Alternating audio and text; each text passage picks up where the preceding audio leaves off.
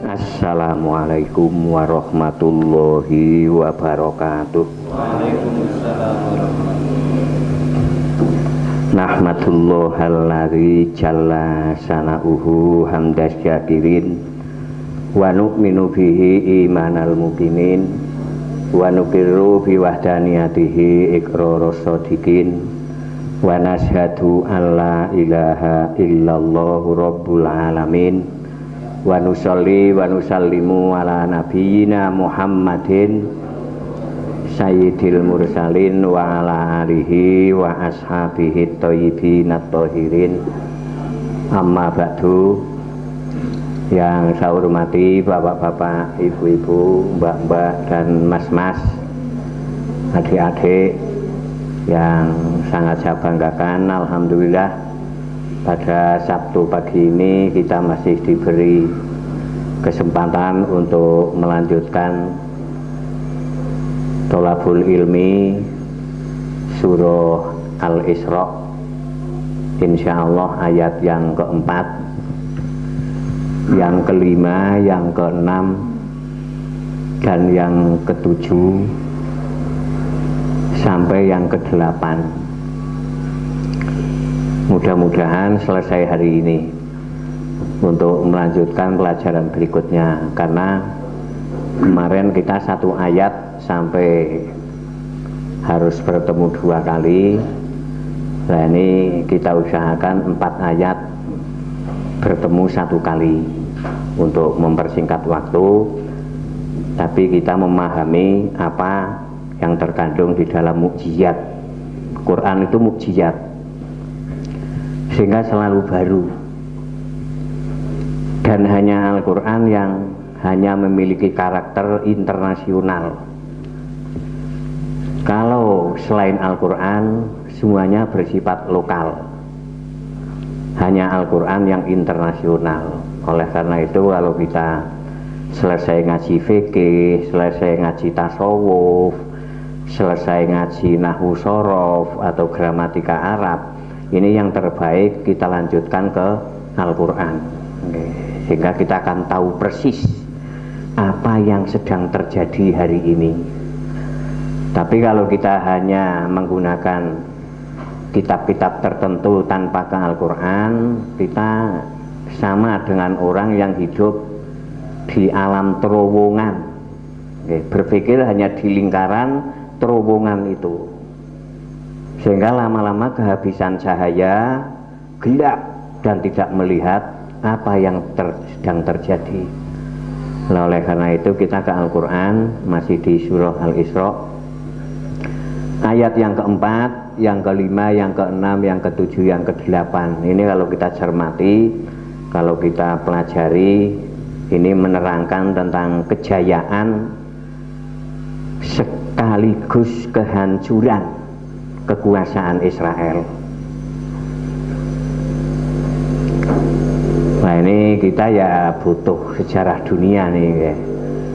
Kalau hanya sejarah lokal, sejarah Angkling Darmo, ini kan sejarah lokal.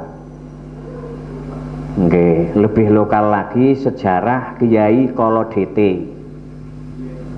Ini lebih lokal lagi. Sehingga untuk memahami ayat ini kita perlu sejarah internasional.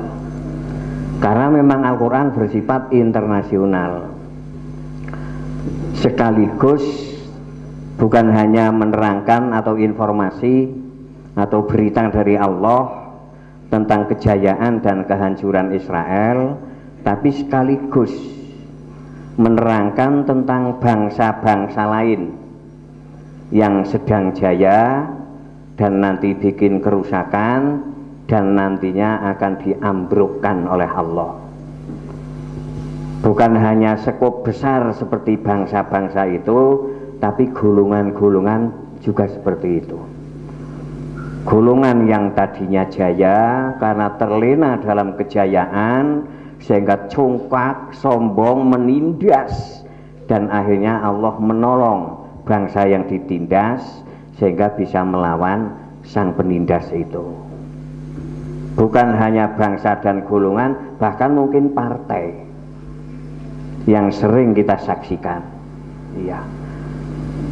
Partai yang sedang berkuasa ini sering terlena, sering lupa daratan, kemudian sombong, kemudian sewenang-wenang.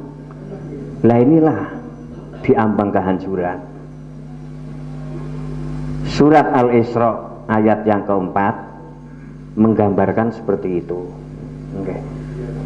Jadi jangan makin sangat memahami kehidupan, bahwa hidup ini bergilir, mengalami siklus seperti yang diterangkan di sini. Wa qadaina ila bani Israila fil kitabi latufsidunna fil ardi marrataini wala ta'luna uluwan kabira.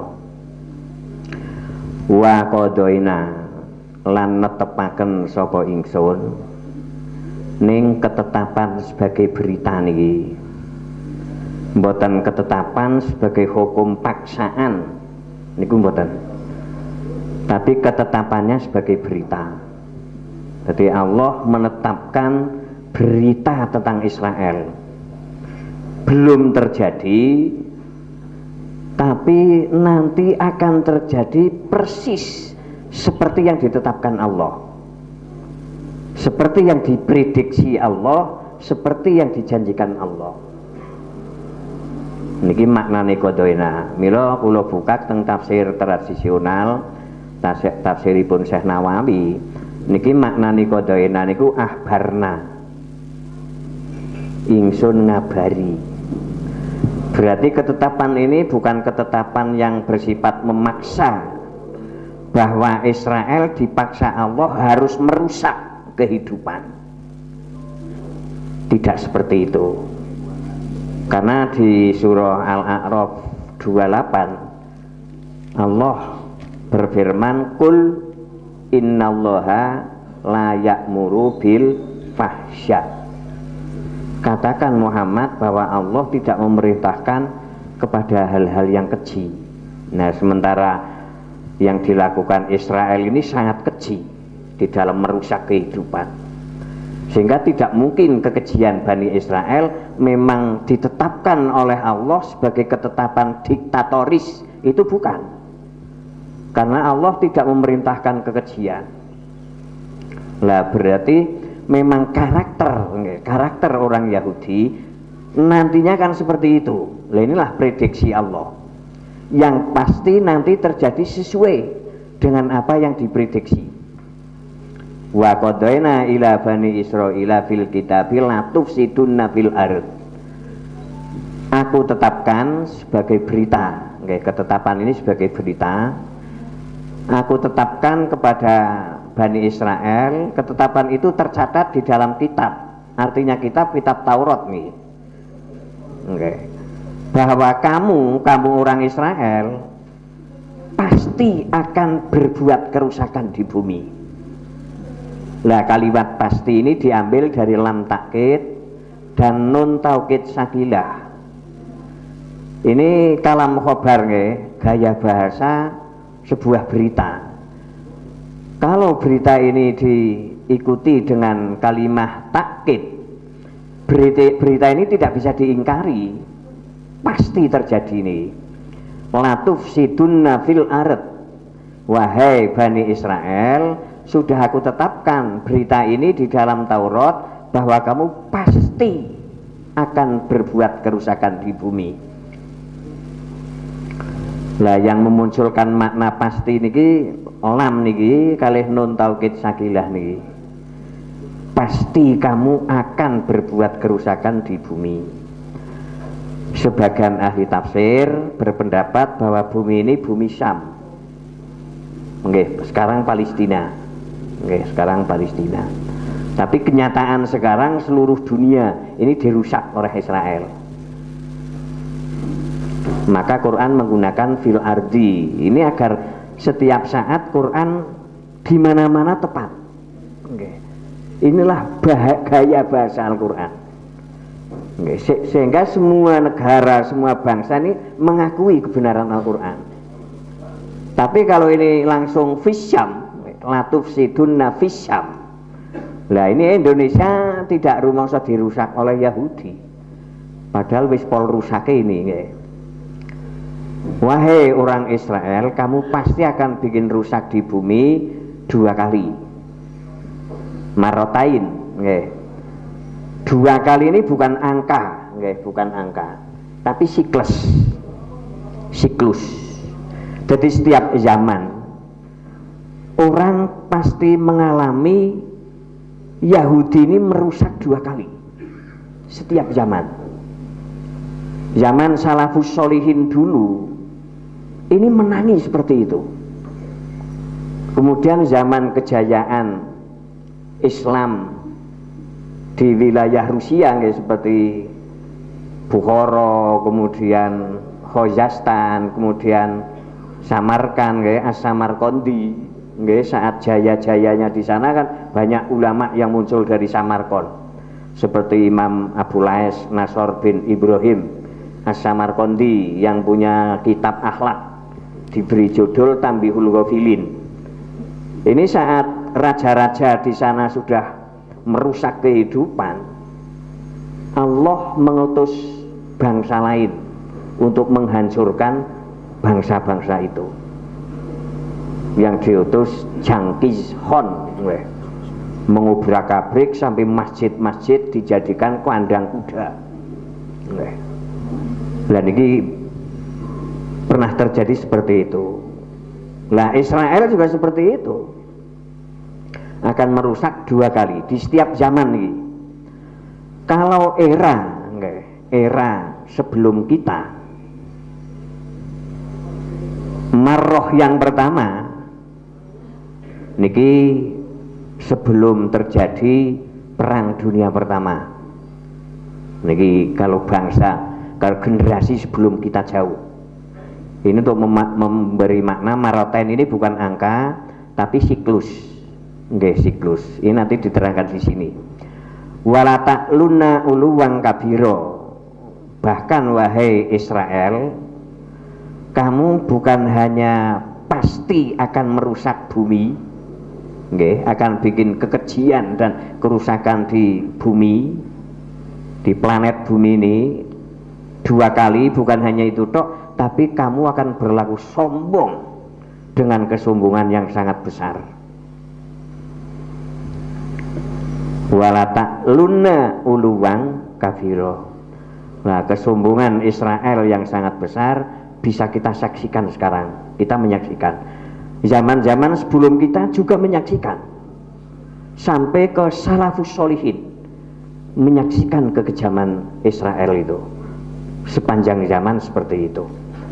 Nah, 4 ayat ini membongkar itu, kejayaan dan kehancuran kerajaan Israel. Ini perlu ngerti kita, agar kita tidak gelisah. Sebab orang ngerti informasi dari Allah seperti ini, kita gelisah. Jadi Yahudi merajalela kemana-mana ini, sehingga sangat menggelisahkan. Tapi nanti kita akan jadi tenang, tenang. Kita tetap terus berdakwah sambil tenang, karena itu sunnatullah, kebiasaan Allah untuk mengatur kehidupan, di mana yang tertindas suatu saat akan ditolong Allah mengalahkan sang penindas. Ini sudah menjadi sunnatullah. Nah, ini ayatnya tengriki. Inilah informasi yang pertama di surah Al-Isra ayat yang keempat, bahwa menurut prediksi Allah, dan ini pasti, kamu orang Israel akan merusak kehidupan di bumi dan kamu akan berperilaku sombong dan kesombongan yang sangat besar. Mengapa mereka merusak? Karena mereka berkuasa. Kekuasaan mereka di Palestina kalau sekarang, mereka mengalami kejayaan-kejayaan. Kalau kita kembali ke era sebelum kita,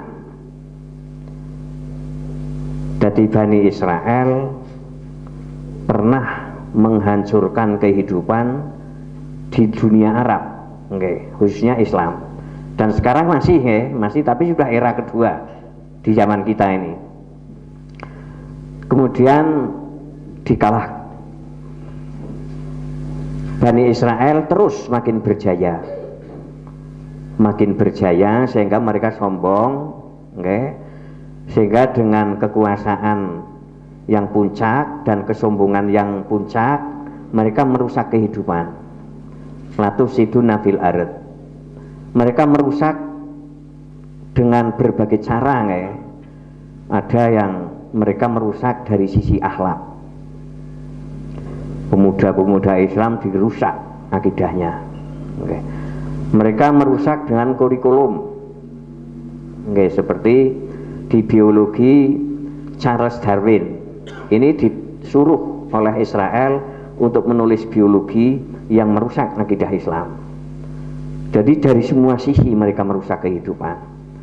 Bahkan saya pernah membaca artikel Israel ini mengirim bintang film yang terkenal di dunia tapi sudah terkena virus AIDS, HIV. Okay. Nah, bintang film ini disuruh masuk ke Mesir untuk menggoda pemimpin-pemimpin Mesir agar pemimpin Mesir terkena virus HIV. Inilah cara mereka merusak. Ada yang dengan kebaikan-kebaikan, okay, sehingga mereka tergiur. Setelah tergiur ternyata itu jebakan. Di dunia ada 100 lebih organisasi Israel yang untuk merusak kehidupan. Termasuk di Indonesia ada yang namanya Freeman Sorry, okay. Itu milik Israel itu, okay. Dan ada tokoh kita yang ada di sana. Jadi memang latufsiduna fil ardh itu memang sudah diakui oleh Allah dan prediksi itu pasti terjadi. Segala cara dikerahkan untuk merusak kehidupan dan tidak tanggung-tanggung. Ora gelem kapok nih. Marota ini niku menggambarkan ora gelem kapok karena siklusnya seperti itu terus. Lah setelah berada di puncak kedzaliman, puncak kediktatoran, puncak kesombongan, Allah niki kan sudah berjanji akan hukum mereka di dalam perusakan yang pertama. Fa idza jaa wa'du ulahuma ba'asna alaikum ibadal lana uli ba'sin sadid. Saat janji memberi hukuman terhadap Israel di dalam perusakan yang pertama, maka Allah mengutus hambanya yang memiliki kekuatan yang sangat. Nih, di era kita nggak, nek era dulu di tafsir salaf, tapi kita butuh era kita sekarang. Puncak kesombongan Israel di Palestina itu di tahun sekitar 1940-an, sehingga di tahun itu terjadi perang dunia yang pertama. Itu Hitler masih muda. Begitu masuk tahun berikutnya, Hitler menurut sejarah sebagai seniman kapiran, seniman yang ora payu paling nyeni, ya. Akhirnya Hitler bergabung ke Partai Buruh Jerman, disingkat namanya Nazi. Partai itu kecil, tapi setelah Hitler masuk di sana, partai itu membesar. Dan di sekitar tahun 40-an terjadilah Perang Dunia Kedua. Dan biang keroknya Hitler.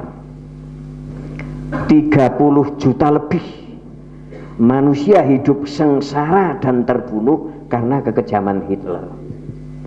Khusus keturunan Israel, bangsa Yahudi, dalam waktu singkat 6 juta Yahudi dibunuh oleh Hitler. Inilah ba'asna alaikum ibadal lana uli baksin sadid.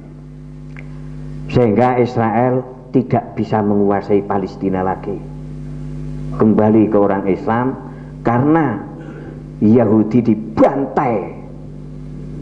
Karena memang saat itu yang punya uli baksin sadid hanya Hitler.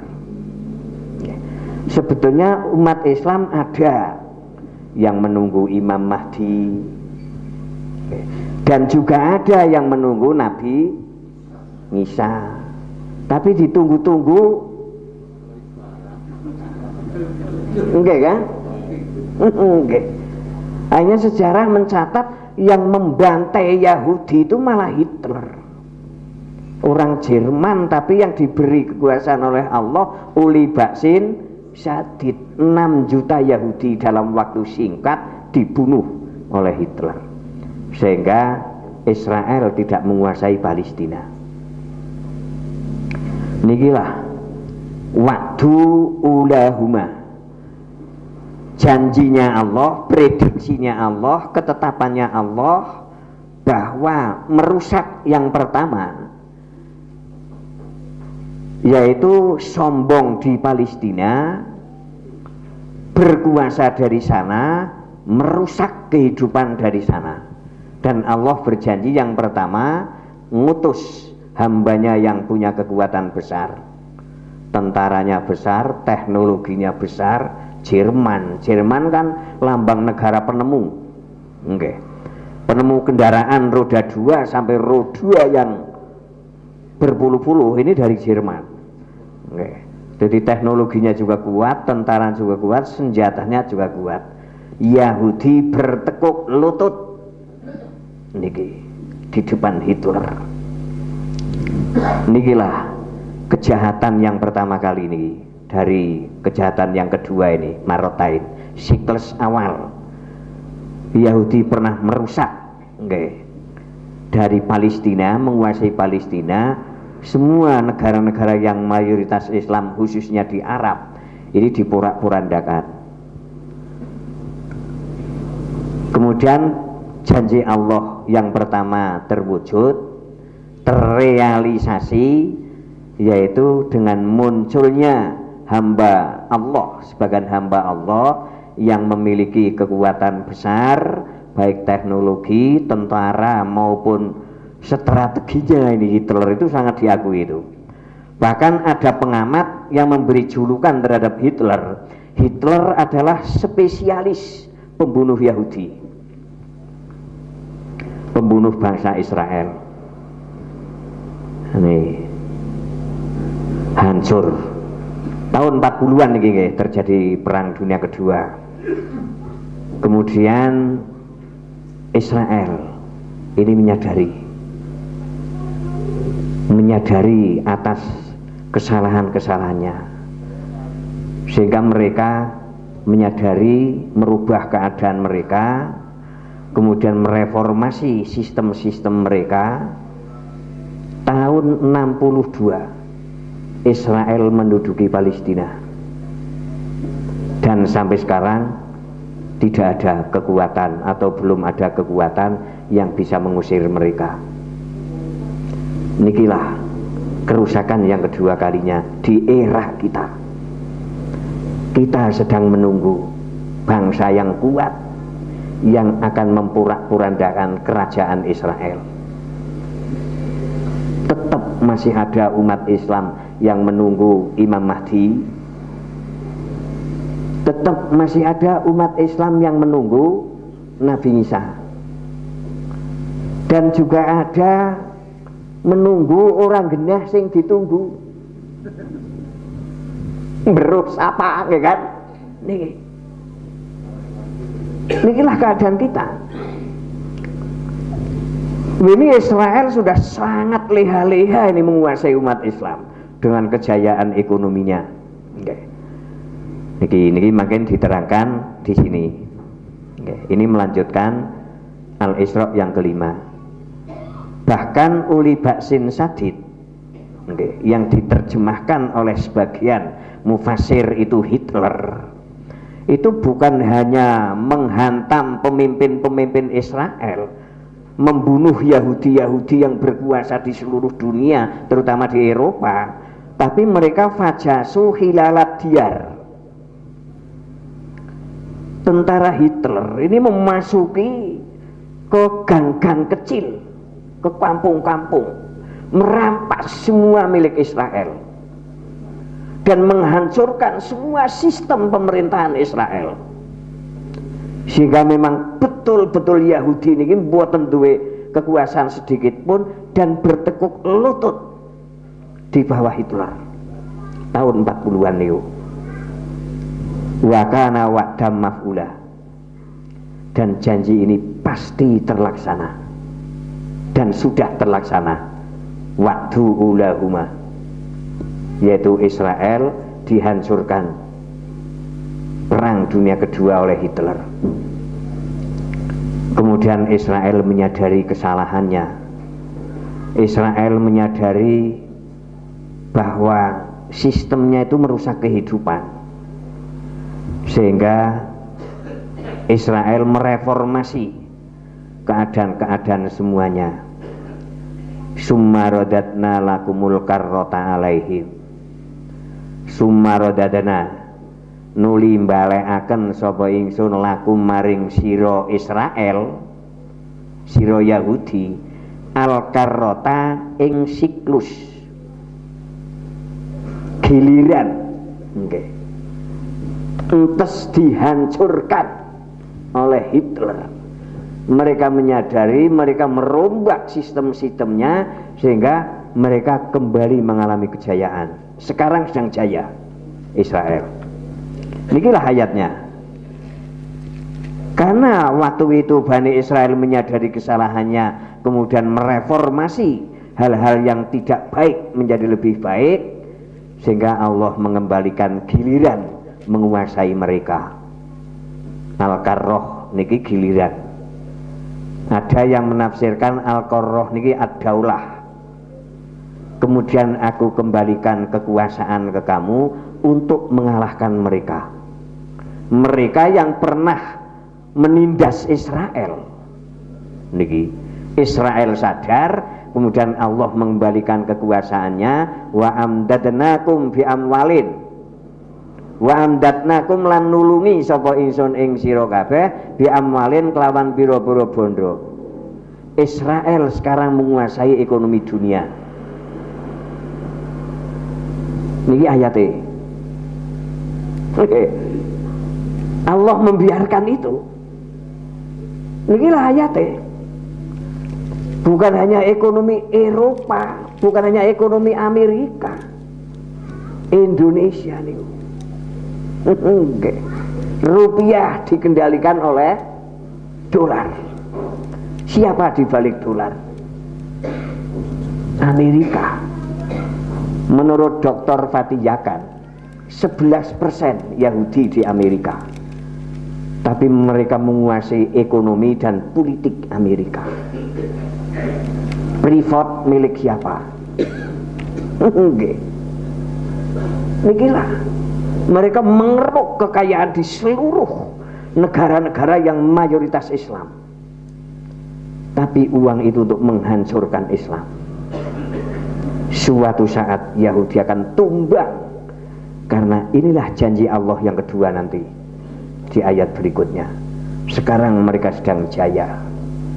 Bi amwalim wa banin. Banin itu anak maknanya nggih. Maksudnya anak itu anak buah. Maksudnya anak buah niku pengikut. Negara-negara yang tidak pro Yahudi niku minder, Pak. Ketakutan. Okay. Baik di Timur Tengah, Eropa maupun Asia. Kalau sampai negara itu tidak pro Israel, mesti diintimidasi. Karena mereka sedang berkuasa. Nikilah ayatipun. Summa radatna lakumul karrota alaihim.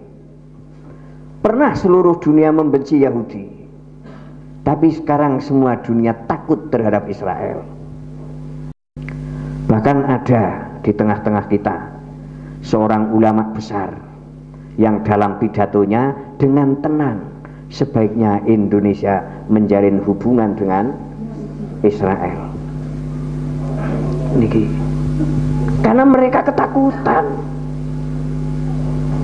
Nikilah Allah sedang mengembalikan kekuasaan Al-Karroh, giliran kekuasaan sedang dikembalikan ke Israel, dan Israel memang dibiarkan oleh Allah untuk menguasai harta benda. Wa amdatna bi'abkum bi'amwalin. Wahai Israel, kamu aku beri harta benda yang banyak. Niki. Seluruh ekonomi dunia dikendalikan oleh Amerika. Di belakang Amerika adalah Yahudi, di belakang Yahudi adalah Israel.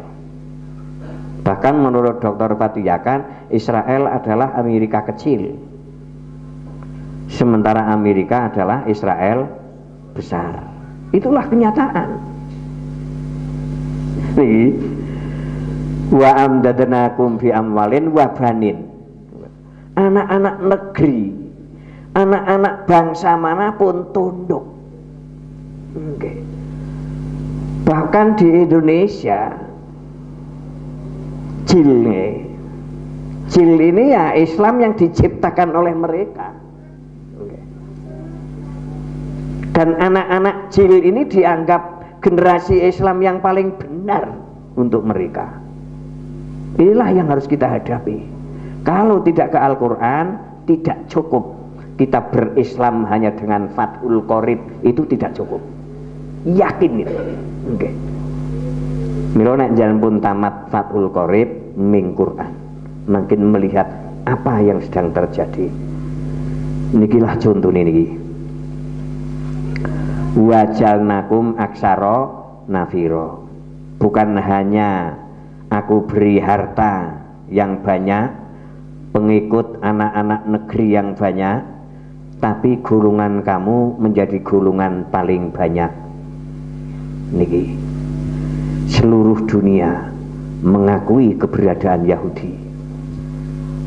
Bahkan orang Islam pun mengakui kecanggihan orang Yahudi. Niki nek mboten ming Quran ora paham. Nikilah yang diberikan Allah setelah mereka dihancurkan waktu ulahuma di dalam perusakan yang pertama, memang merusak kehidupan, sehingga Allah mengutus uli baksin sadid fajasu hilalat diyar, sehingga Yahudi bertekuk lutut dan sekarang bangkit mulai tahun 60-an 62 menduduki Palestina. Dari sana Yahudi menguasai Timur Tengah khususnya itu, dan sekarang menguasai seluruh dunia. Bagaimana dengan kita? Ternyata Islam buatan cekap sujud. Harus mengetahui apa yang sedang terjadi. Mengapa semua negeri Islam tertindas? Ya karena dikuasai Yahudi.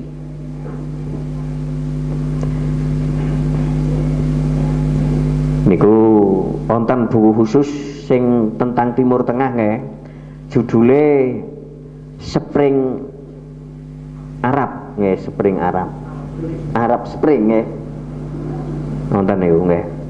Boten kula terangaken niki memperbanyak waktu. Intinya ini, kita sedang menyaksikan ayat ini.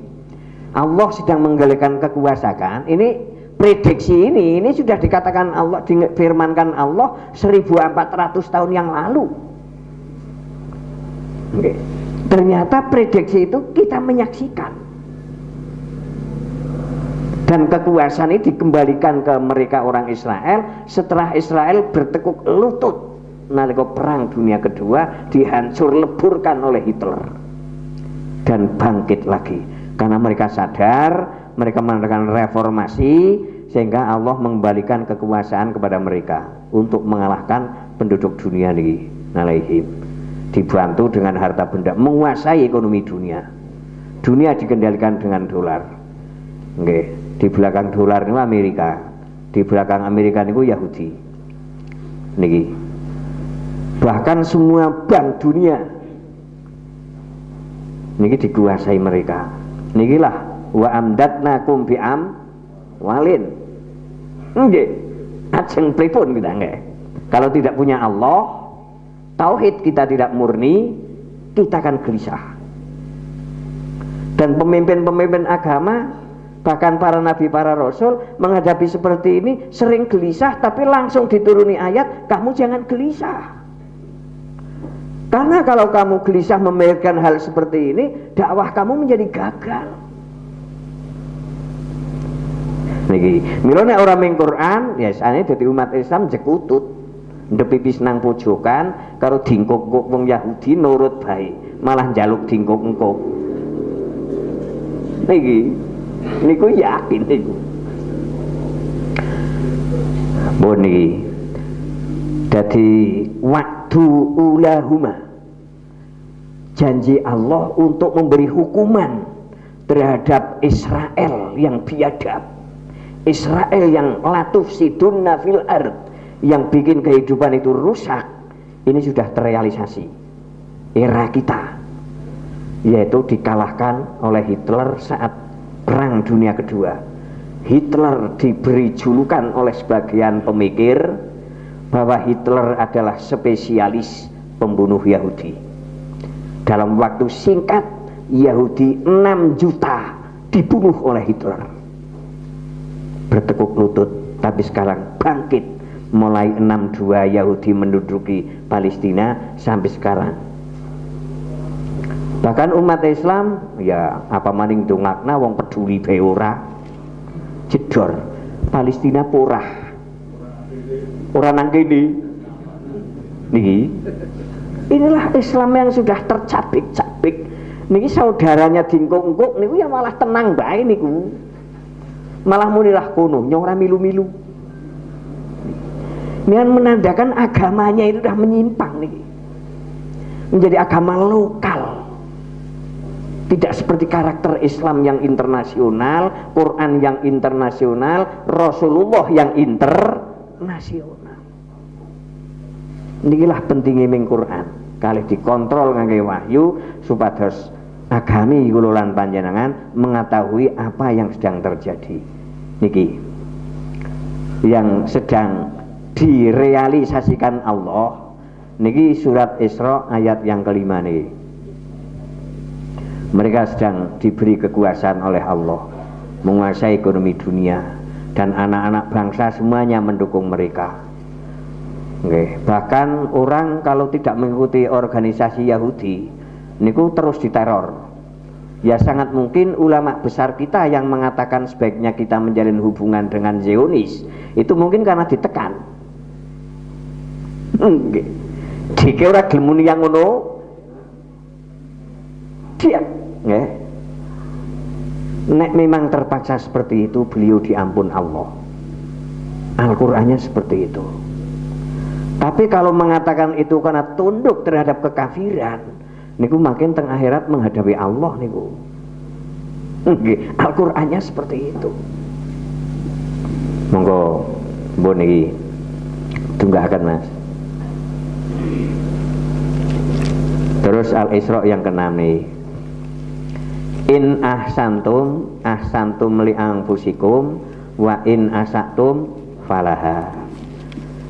Niki nek teng gramatika Arab niki disebut uslub muta'aridah. Nggih. Gaya-gaya bahasa nyela-nyelani pembicaraan. Kita sedang berbicara tentang kejayaan dan hancurnya kerajaan Israel, tapi tiba-tiba membicarakan moral. Dan ini disebut uslub muta'aridah, gaya bahasa nyela-nyelani pembicaraan yang sedang dibicarakan.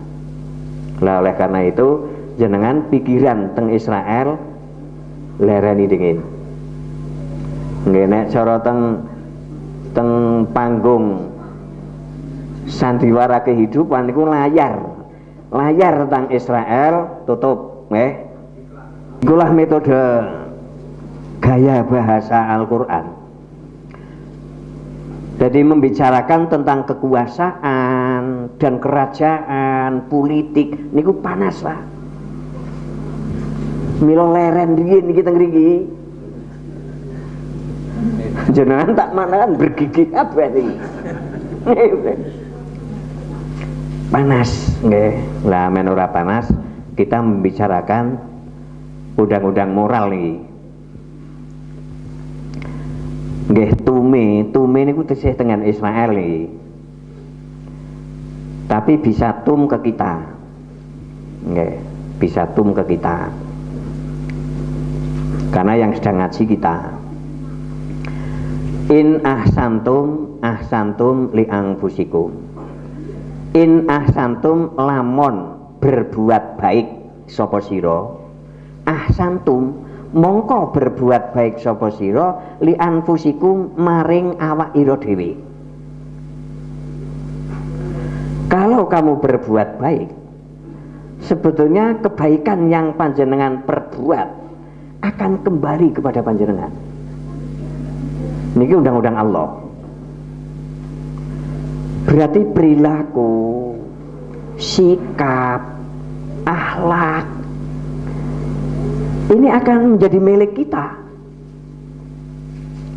Kalau akhlak kita baik, maka kita akan memiliki kebaikan-kebaikan. Inilah undang-undangnya. Kalau perilaku kita baik, kebaikan itu akan menjadi milik kita. Dan balasan dari kebaikan ini sudah menjadi konsekuensi logis dari perbuatan itu. Pasti akan dibalas kebaikan. Inilah konsekuensi logis dari sebuah perbuatan. Niki undang-undang niki. Nek bahasane kula teng pondok kongidah. Kongidah niku nek cara tulisane Latin kaedah. Kaedah nggih. Kongidah. Undang-undang. Niku undang-undang alam yang menciptakan Allah. Barang siapa berbuat baik, maka kebaikan itu akan kembali kepada orang itu dan akan menjadi miliknya. Dan orang itu pasti akan dibalas dengan kebaikan-kebaikan. Nikilah konsekuensi logis yang akan diberikan kepada siapapun yang berbuat baik. Kediktatoran, arogansi, ketidakadilan, merampas hak-hak rakyat, niku bagian dari tidak baik, bagian dari merusak kehidupan. Niki dengan ayat wa in asatum falaha. Dan juga bertanggung jawab. Niki perbuatan entah baik maupun jahat akan menjadi pemilik pelakunya. Dan kalau perbuatan itu baik, maka akan ditambahkan oleh Allah makin baik. Niku teng bidang napa kemawon niki? Teng bidang kurikulum, karo kurikulum itu memang baik menurut Allah, ya ke depan makin baik. Bahkan sebuah penemuan, nggih, penemuan umpama yang ditemukan oleh Karben, nggih, seher, mesin pembakar, sehingga ditemukan kendaraan tidak dengan binatang. Niki. Karena terus ditekuni, terus dipelajari, sehingga Allah juga akan menambahkan kebaikan-kebaikan itu, sehingga sekarang kita menggunakan kendaraan yang berbeda jauh dengan kendaraan yang diciptakan pertama oleh Karben itu. Biyen ya mungkin ya rodane genmatan penjol, paling bunder karena gue mlaku terus kan jur bunder. Mungkin urung ana prosnelenge siji terus. Mungkin prosneleng pertama yang mungkin baru 2. Nikilah kreasi-kreasi yang baik. Para kreator kebaikan akan dibalas kebaikan oleh Allah. Minimal di dunia mendapatkan Nobel kalau orang itu tidak beriman. Tapi kalau beriman akan sampai ke akhirat. Itulah balasan logis sebagai pelaku kebaikan. Umpama Waij niki wong sing menciptakan pesawat terbang pertama njur ngendika, ikilah montor mabure nyong sing paling maer. Jenengan saniki mesti guyu. Nah, montor mabur gawan jenis Electitech. Jenengan mungkin saged mirsani teng museum Inggris nggih. Bara-bara Inggris ming gretek mon mepil mutah mawon nggih. Masyaallah. Ora tau nunggang kendaraan iki. Nikilah in ahsantum li anfusikum, sehingga perilaku baik, kebaikan itu akan menjadi pemilik bagi pelakunya. Nggih, ibu-ibu berlaku baik, maka kebaikan itu akan kembali menjadi milik ibu, entah di bidang manapun. Sehingga saat panjenengan berbuat baik terhadap pengemis, niki, bukan pengemis itu yang akan mengembalikan uang kamu. Mila nalika jenengan memahami undang-undang niki, jangan mesti orang udung karo pengemis, senajan sedina ping 17 aling ngenai pengemis. Nikilah undang-undang. Nggih. Tapi nek jangan ora ngerti undang-undang niki, apa maning pengemis nganti ping 17, ping 4 samane semuni lho. Mau wis rene maning niki nggih. Jangan sebagai orang yang ekonominya mapan pergi luar kota, orang receh na atusan ewu, nang perapatan mesti melihat pengamen juga geting, pengemis juga geting, Pak Oga juga geting niki. Tapi nek jangan ngerti undang-undang niki mboten. Wah, saya di jalan harus menjadi pengguna jalan yang terbaik. Orang yang hidup di jalan akan saya perlakukan dengan baik karena perintah Allah, wa asinu bibnis sabili ihsanan. Nikilah ayat itu. Kalau kamu berbuat baik terhadap orang yang hidup di jalan, maka yang akan membalas kamu untuk baik bukan orang itu, tapi Allah. Karena yang membuat undang-undang itu Allah. Jadi jenengan tetap orang mangkelnya. Ini siapa maning yang ngemisnya? Lah wong 50.000 dijolna ewon lah kan 50. Paling pengemis 17 kan? Ya. Karena gen 33 kan? Mesti lega. Niku yakin niku. Nah, moral seperti inilah yang Yahudi tetap menolak niku. Karena apa? Yahudi memberi tapi mesti berharap balasan yang lebih banyak. Ora tau ikhlas niki Yahudi. Mila tetap ora sadar. Oke. In ahsantum li anfusikum. Ibu-ibu berbuat baik terhadap pasangan ibu yang mungkin pasangan itu belum baik. Nah, ibu-ibu belum mengetahui kaidah niki, mesti emoh berbuat baik. Nyong mas kon api karo Rika, aja ngasih ya, wong Rika belek terus karo nyong. Karena kita mengira bahwa yang membalas kebaikan adalah orang itu. Sama saat jenengan takziah durah naon wong miskin naling takziah ya pecitit malah pol butuhe bukan wong miskin niku. Karena pikiran nopo nggih wong rata yang bales nyong. Nek tak tiyai 1.000 paling bales ya paling ya 5.000 Yahudi niki.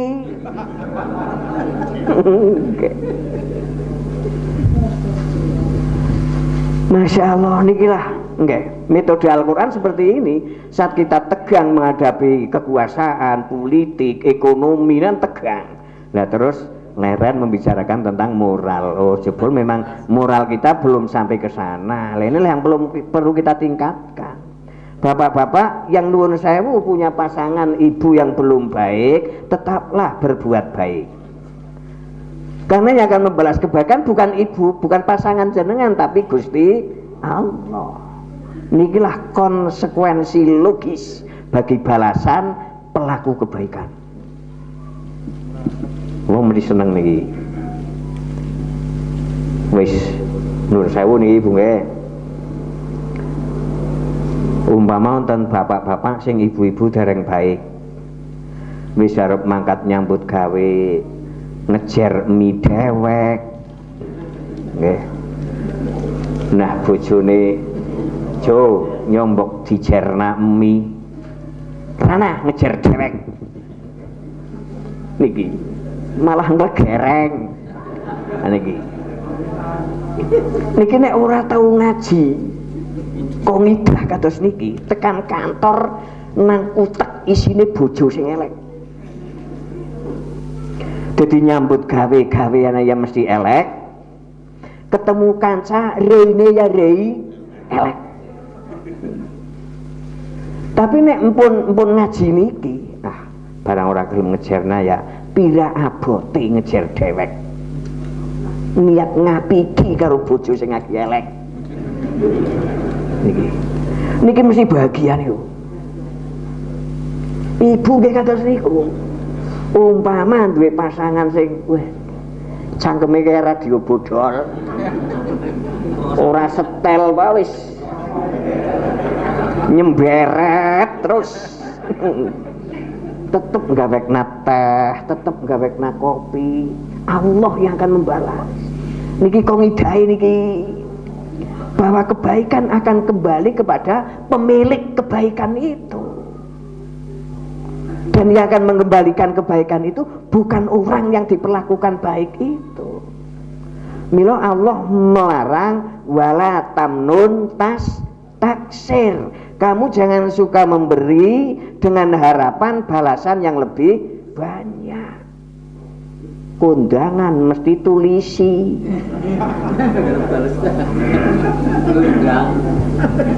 Niki nggih. Terus kondangan ya wis. Kuwatir ora beli. Lah niki lah urung ngliwati kok ngidah niki. Sehingga uripe gelisah. Niku mantu ya gelisah, ora mantu ya gelisah. Begitu dibuka dene ana sing beli. Masya Allah. Niki kok idah abadi ini tidak mungkin bisa dirubah. Karena niki la tabdila li kalimatillah. Niki kalimat sing Allah, enggak ada yang bisa merubah aturan-aturan seperti itu. Nggih, kan kula cok ditakoni, Pak. Mane kula nek ngenai pengamen teng perapatan kan pengamen niku duwite sok nggo mabok. Mereka weruh panggo mabok nggih mboten lah ora weruh ka. Nggih. Kowe urusane wong kowe sing arep bales dheke udu sing pengamen kowe. Tapi Allah. Engko nggih. Niki sedikit meningkat nggih tentang hukum moral. Agar kita bisa menjadi orang yang baik, ya kita perlu nikulah derajat ihsan, ya. Derajat ihsan. Teng hadis kan Islam, iman, ihsan. Lah Rasulullah dengan hadisipun memberi makna ihsan niku dengan kesimpulane, dengan buai apa kuwi ihsan antak budallah ka'annaka tarohu fa ilam tarohu fa innahu yaroka. Ihsan ya kuwi nek dong kowe nyembah Allah kaya-kaya kowe weruh Allah. Ini nek ora tayeng, sisi yang kedua nek kowe ora iso kaya-kaya weruh Allah, Allah weruh marang kowe. Niki kesimpulan niki, terus praktek untuk mencapai ihsan. Itu seperti apa? Ya ini. In ahsantum li anfusikum. Kalau kamu berbuat baik dengan siapapun, maka kebaikan itu akan menjadi milik kamu, dan balasan itu pasti sebagai konsekuensi logis dari perbuatan baik itu.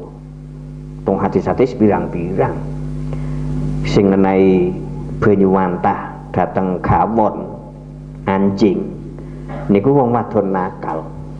Menurut hadisnya kan seperti itu. Tapi karena itu kebaikan, Allah paring hidayah datang wong wadon nakal nih, sehingga menjadi tobat. Nikulah ahsantu meliang fusiku. Orang juru ya, dong dapurmu asuk ya kono, grenggam ya kono, ngelian ya kono. Nikulah pendidikan tentang anjing singkat kula ket cilik niku dididik kados niku. Mesti diburu-buru kapan anak asu niku. Padahal asu niku ming desa kan ngelik. Niki. Nek ngempane asu sampean mesti dipecat sekang rombongane sampean. Dan ini sebuah pendidikan sing urung macam-macam rampung tapi wis dirampungi. Akhirnya keadaannya seperti ini. Lah mila monggo kali dikontrol ngangge wahyu. Ternyata untuk memanai ihsan, kula sering takon zaman kula alit. Pak, ihsan niku sinten? Iya deke nek dong salat kaya weruh Allah. Lah Allah niku kados pundi? Ya ora dos pundi.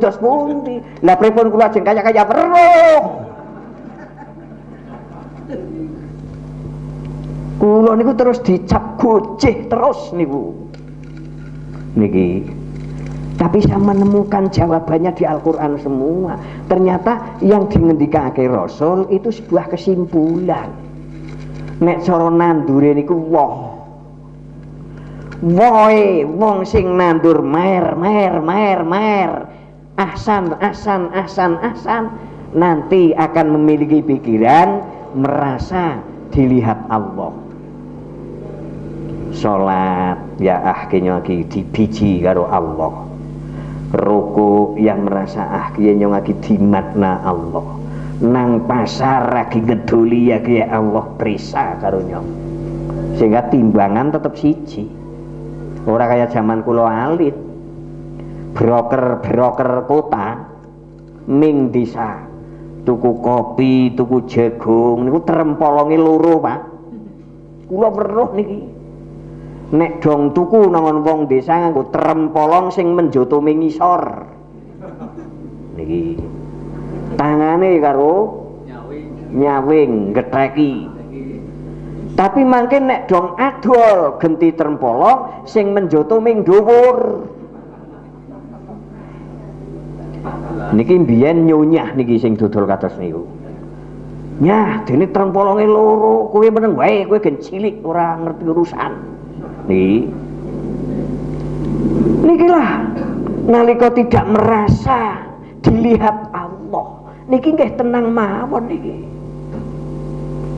Gedhe adol karo sumpah kene ora njukut baten wong karo ponakan padahal wis bati rong penjotonan.